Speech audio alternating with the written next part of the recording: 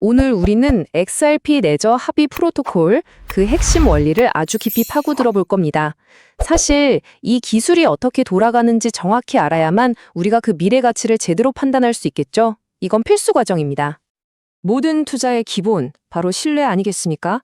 그런데 중앙기관이 없는 디지털 자산의 신뢰는 대체 어디서 오는 걸까요? 무엇이 그걸 보증해 줄까요? 바로 이 근본적인 질문에서부터 오늘 분석을 시작해 보겠습니다. 탈중앙화 시스템이 살아남으려면요, 딱 한 가지 중대한 문제를 해결해야만 합니다.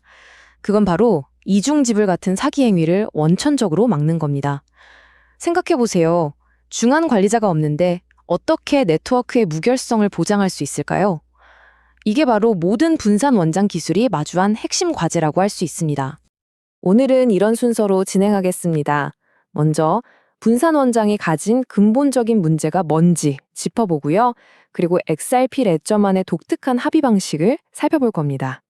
또 과거에 논란이 좀 있었죠? UNL 중첩의 불확실성 문제, 그리고 마침내 연구를 통해 밝혀진 네트워크 안전성의 결정적인 조건은 무엇인지 확인해 보겠습니다. 마지막으로 이 모든 걸 바탕으로 XRP 레저의 현재와 미래를 전망해보는 시간을 갖겠습니다. 그럼 첫 번째 주제부터 시작하죠. 모든 분산원장 기술이 풀어야만 했던 숙제. 바로 서로 믿을 수 없는 수많은 참여자들이 어떻게 단 하나의 진실, 그러니까 거래 기록에 합의할 수 있느냐 하는 문제입니다. 이런 문제를 해결하는 능력을 기술적으로 비잔틴 장애 허용이라고 부릅니다. 이게 뭐냐면요. 네트워크에 속한 일부가 고의로 거짓말을 하거나 오류를 퍼뜨려도 전체 시스템은 끄떡없이 계속 돌아가면서 올바른 상태를 유지해야 한다는 뜻입니다. 그러니까 이 능력이 바로 탈중앙화 네트워크의 보안 수준 그 자체라고 할 수 있는 거죠. 그렇다면 XRP 레저는 이 까다로운 비잔틴 장애 문제를 어떻게 해결하고 있을까요? 이제 두 번째 주제로 넘어가서 XRP 레저만의 아주 독특한 합의 방식에 대해 자세히 들여다보겠습니다.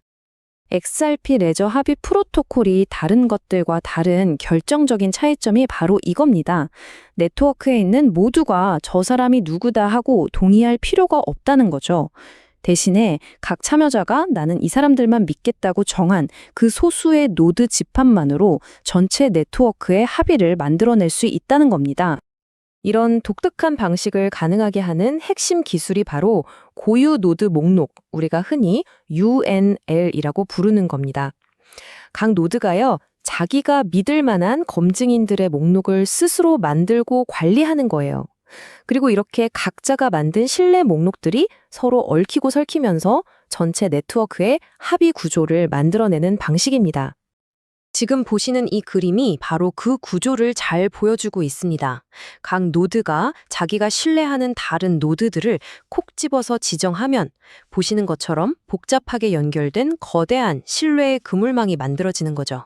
어떤 중앙 통제도 없이 질서가 생겨나는 원리라고 할 수 있겠습니다. 합의 과정은 크게 세 단계로 이루어집니다. 첫 번째는 심의 단계인데요. 여기서 노드들이 어떤 거래를 기록에 포함할지 제안하고 투표를 합니다. 여기서 충분한 동의를 얻으면 두 번째, 검증 단계로 넘어가서 해당 원장이 유효하다고 선언을 하는 거죠. 그런데 만약 의견이 갈려서 원장이 두 개로 나뉘는 일종의 분기가 생기면 어떻게 할까요? 그때 세 번째, 선호 분기 규칙이 작동합니다. 이 규칙에 따라서 가장 신뢰도가 높은 단 하나의 체인만을 선택해서 전체 시스템의 일관성을 지키는 겁니다. 이제부터가 이번 분석의 가장 핵심적인 부분입니다. 네트워크가 절대적으로 안전하려면 UNL이 얼마나 겹쳐야 하는가?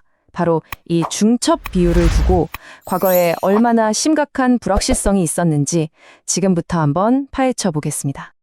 네트워크가 두 개로 쪼개지지 않고 단 하나의 올바른 기록을 유지하려면 딱 한 가지 전제 조건이 필요합니다.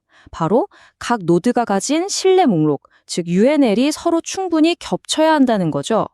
그런데 문제는 그 충분이라는 게 정확히 어느 정도를 말하는 건지 오랫동안 아무도 명확한 답을 내놓지 못했다는 겁니다. 맨 처음에 나온 XRP 레저 백서에서는 이 최소 중첩 비율을 20%라고 봤습니다. 그러니까 아무 노드 두 개를 뽑았을 때 그 둘의 신뢰 목록이 20%만 겹치면 네트워크는 안전하다 이렇게 생각했던 거죠. 하지만 그 후에 나온 한 독립적인 분석 보고서가 이 수치를 정면으로 반박하고 나섭니다. 네트워크가 정말로 안전하려면 20%로는 어림도 없고 최소 40% 이상은 겹쳐야 한다는 주장이 나온 겁니다. 20%와 40% 이상, 이 두 배가 넘는 차이가 시장에 엄청난 불확실성을 가져왔습니다. 20%냐, 아니면 40% 이상이냐. 이 극명한 차이는 결국 하나의 질문을 던지게 만듭니다. 도대체 XRP 레저 네트워크의 안전을 절대적으로 보장하는 진짜 조건은 무엇인가? 이제 그 질문에 대한 답을 찾아볼 시간입니다. 네 번째 주제에서는 마침내 한 연구 논문이 내놓은 네트워크 안정성의 결정적 조건이 무엇이었는지 집중적으로 분석해 보겠습니다. 이 연구가 특별했던 이유는 이전과는 비교도 안 되게 훨씬 엄격한 기준을 적용했다는 점입니다. 예를 들어서 아주 악의적인 노드가 A한테는 이게 맞아 라고 말하고 동시에 B한테는 아니, 저게 맞아 라고 말하는 가장 교활하고 최악의 공격 상황까지 막아낼 수 있는지를 시험한 거죠. 말 그대로 실제로 일어날 수 있는 최악의 시나리오를 가정한 겁니다. 이렇게 가장 엄격한 모델로 분석해서 얻어낸 최종 결론은 바로 90% 이상이었습니다. 네트워크가 그 어떤 공격에도 쪼개지지 않는 이른바 포크 안전성을 완벽하게 보장하려면 유엔의 중첩 비율이 최소 90%를 넘어야 한다는 겁니다. 이것이 바로 기나긴 논쟁의 종지부를 찍은 최종적인 해답이었습니다. 그럼 이 90%라는 숫자가 우리에게 말해주는 건 뭘까요? 몇 가지 중요한 점이 있습니다. 첫째, 기존에 얘기되던 20%나 40%와는 비교도 안 될 만큼 굉장히 엄격한 기준이라는 겁니다. 둘째, 더 중요한 건 현재의 XRP 레저 네트워크가 바로 이 조건을 만족시키고 있어서 수학적으로 안전하다는 게 증명됐다는 의미입니다. 그리고 셋째, 100%가 아니라 90% 이상이라는 점도 중요합니다. 이건 각 노드들이 자신의 신뢰 목록을 약간씩 다르게 구성할 수 있는 그런 유연성을 허용한다는 뜻이고요. 바로 이 유연성이야말로 네트워크가 계속해서 탈중앙화될 수 있게 만드는 핵심 요소인 거죠. 이제 마지막 주제입니다.